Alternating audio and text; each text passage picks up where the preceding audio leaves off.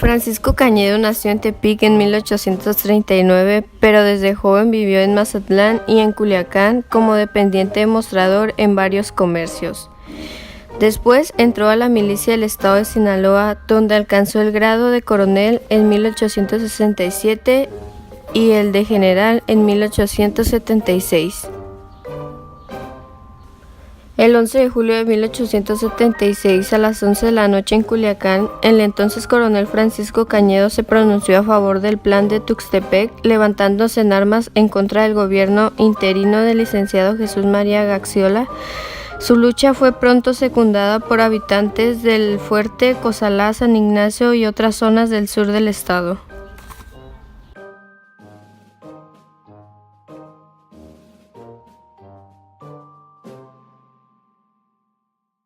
Porfirio Díaz estimaba la habilidad política de Cañedo, por lo cual lo apoyó para que fuera el ejecutor de la política porfiriana en el estado de Sinaloa. Cañedo siempre guardó lealtad a don Porfirio.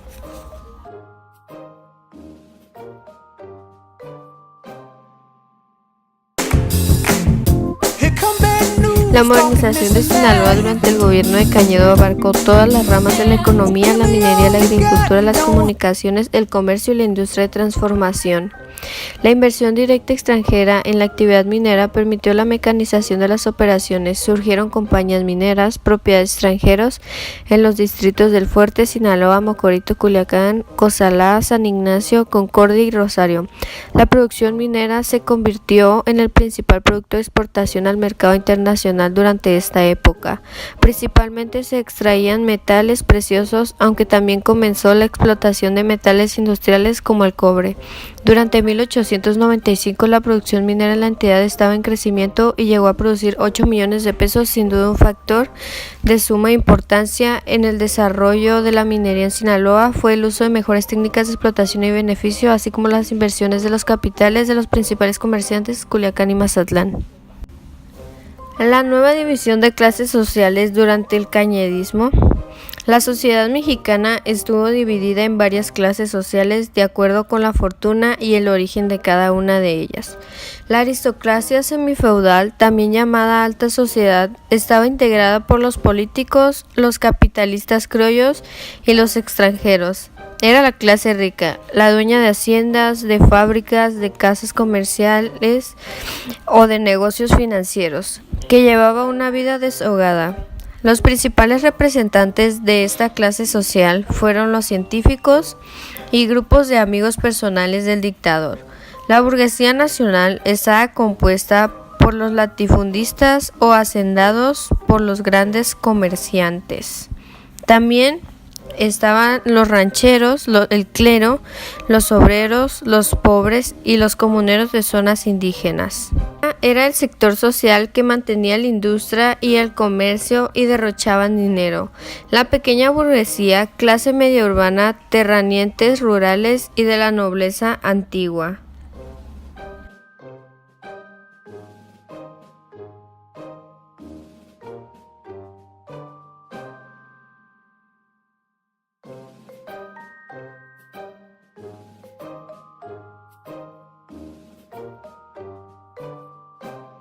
Obreros, pagaron el precio del desarrollo industrial, trabajaban 15 horas con salarios bajos y vivían en vecindades de familias y no podían satisfacer las necesidades básicas. Pequeños productores.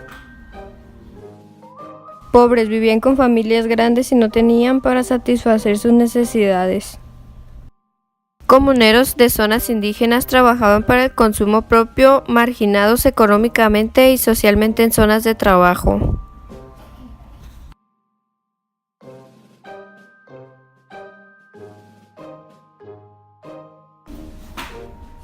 La seguridad laboral era extrema, las jornadas eran de 12 horas al día y la disciplina y obediencia muy estrictas. Era común que se castigaran a los trabajadores, obreros y artesanos. Se organizaron en sociedades mutualistas donde los propios trabajadores aportaban algún dinero para asegurar beneficios mínimos en caso de accidente, incapacidad, vejez y muerte. Se crearon los latifundios, que eran explotaciones agrarias de grandes dimensiones en las que se aprovechaban los recursos que tenían disponibles completamente. Los latifundios estaban localizados en las llamadas haciendas, en las que los dueños estaban horriblemente a sus pobres empleados, que en realidad eran sus esclavos, ya que tenían una paga que variaba entre 17 centavos a 2.20 pesos y no les alcanzaba para satisfacer sus necesidades básicas. El proletariado de Hacienda tenía el completo control sobre sus trabajadores o esclavos. 1912. Sin embargo, no concluyó, pues la muerte lo sorprendió en Culiacán el 2 de junio de 1909. Su muerte fue repentina, una gripa que culminó en pulmonía, ocasionó su deceso. El pueblo sinaloense le lloró y le guardó luto. Cañedo dejó como herencia al pueblo sinaloense una economía que comenzaba a progresar fuertemente, ligada a los intereses estadounidenses y sustentada en la explotación de los trabajadores locales y en la represión que llegó a anular los derechos políticos del pueblo.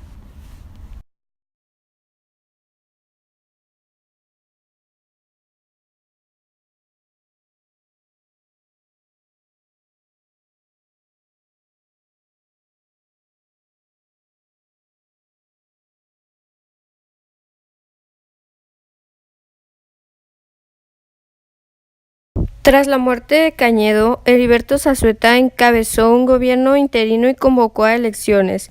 En esta elección contendieron dos personajes principales, Diego Redo y José Ferrell. Ferrell desafiaba a los poderosos de Sinaloa y se veía respaldado por los sectores populares, también por los representantes de una fracción elitista, no dominante, y por los nuevos grupos urbanos que hacían suyo el descontento existente de las zonas mineras y rurales. Los partidarios de Ferrell denunciaron que se trataba de imponer a Diego Redo, ya que se prohibían las manifestaciones, reuniones públicas, se quitaba la propaganda contraria, se encarcelaba a los partidarios de Ferrell, entre otras medidas. Con eso finalmente Redo consiguió la presidencia en 1909 sin que la comisión revisora hubiese encontrado irregularidades en la votación.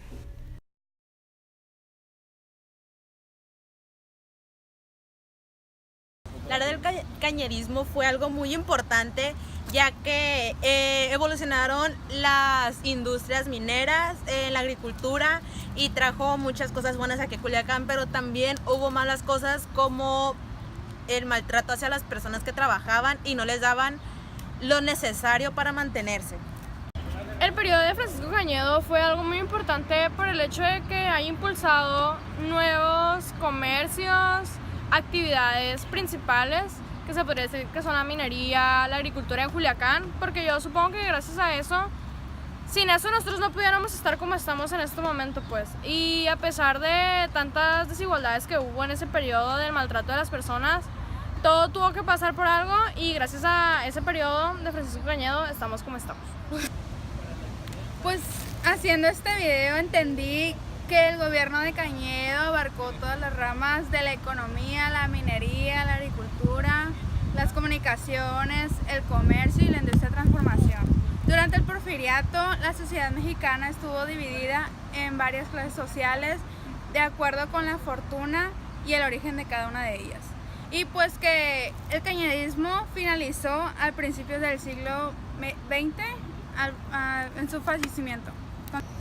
Como pudimos observar en esta unidad, el periodo comprendido a la par que el porfiriato denominado cañedismo tuvo las mismas problemáticas sociales que tuvo el porfiriato en su tiempo, ahí acompañado de un progreso a costa de condiciones laborales pésimas para los trabajadores de la clase media y baja, así como para los indígenas. Por lo tanto, se puede ver nuevamente el progreso a costa de los más débiles, una conducta muy terrible que se sigue practicando hasta hoy en día por diferentes países, tales como Estados Unidos. Simplemente, esta unidad nos deja ver una vez más cómo es que el ser humano puede llegar a tener conductas de... ¿cómo se llama? Ya, se murió. La época del cañedismo fue una época que sufrieron mucho los trabajadores, pero igual hizo cosas buenas. También hizo demasiadas cosas malas, que fue explotación, les pagaban mucho y trabajaban demasiado. Se deberían de haber ganado más, también hizo muchas cosas buenas gracias a la agricultura, etcétera.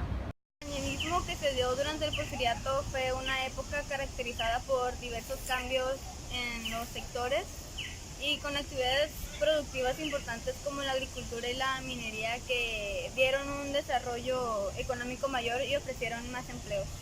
La era del cañerismo fue una época importante ya que se introdujeron nuevas técnicas para la realización de la agricultura, innovaciones en la comunicación como la creación del ferrocarril sinaloense y también en la minería. Y fue una época donde los trabajadores eran tratados injustamente porque se les pagaba muy poco. Cañedo fue muy parecido al gobierno de Porfirio Díaz debido a que ellos dos eran muy amigos. Entonces creo que Cañedo se basó en algunas de las ideas de las cuales Porfirio Díaz utilizó para gobernar, para llevar a cabo su gobierno. El gobierno de Cañedo tuvo tanto sus pros como sus contras. En pros tenemos que los puertos que se implementaron en Mazatlán y en Culiacán actualmente siguen siendo una vía para comercializar productos y de comunicación. También tenemos que gracias al cañerismo la minería ahorita actualmente se implementa y de ella obtenemos recursos.